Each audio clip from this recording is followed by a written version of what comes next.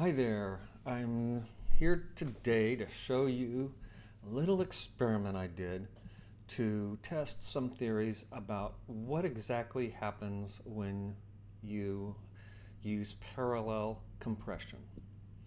So first we start with a drum loop that's fed to multiple destinations. The first one is a single channel with a compressor on the insert. The second one is a channel with a parallel channel, a second parallel channel with the compressor. And then the third is a channel with 3 parallel compression channels.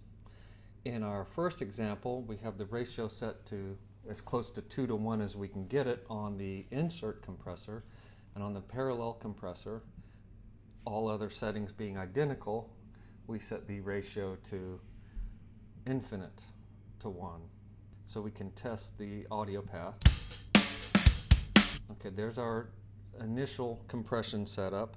And also note that I've taken this first channel and I've inverted the polarity there. So when we add the second channel with these bypassed, we'll see an almost perfect null. The reason we don't get a perfect null is we don't have the resolution to set the level correctly in Reason. When you add 2 channels together, such as the case with parallel channels, you're adding 6.0206 dB of gain, which you need to compensate for, or you'll be fooling yourself that you're just making it louder. In this case, we can't get 4 decimal points of resolution, so we get as close as we can get, and then we use that as a baseline to compare the before and after compression. So if we take the bypass off on all of these, we can see we have what looks like an even better null, but that's only because the level is slightly different because we're not hitting exactly 2 to 1 on this control. This would lead one to believe that as we move this around, you can see we don't get a null there and we don't get a null there, but we do get a null right at 2 to 1, that a insert compressor with a 2 to 1 ratio is the same as a parallel compressor with infinity to 1. Even if we were to change the time constants, making sure they're all the way up, we can do the same. If we make them slow, we can do the same.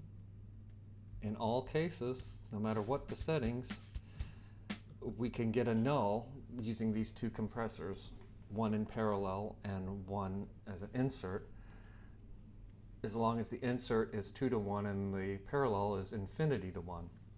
There's also another test we can do. We can take 4 channels, 1 with the dry signal and 3 with infinity to 1 compression, and compare them. Now we don't get a null, and you can see, by the way, I've added minus 12 dB here to compensate for the fact that it's 4 channels. For every doubling you need to subtract 6 dB of gain.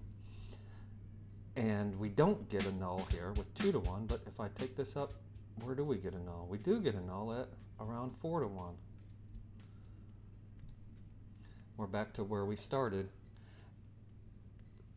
This indicates that the effect that a parallel channel has on compression has to do with the ratio, and that indicates that a ratio is operating in a simple compressor such as the M class strictly as the equivalent of a blend control, a wet-dry control on any other devices. And the exceptions to the rule, the cases where this won't work, are when you have a compressor that adds saturation or auto makeup gain, or auto release, or auto ratio, all of which are fairly common in some of the modern compressors and also some vintage compressors, such as a FET style compressor or Fairchild or even an LA2A. If you have questions or comments, please join in the conversation over at Reason Talk by following the links below. Thanks for watching.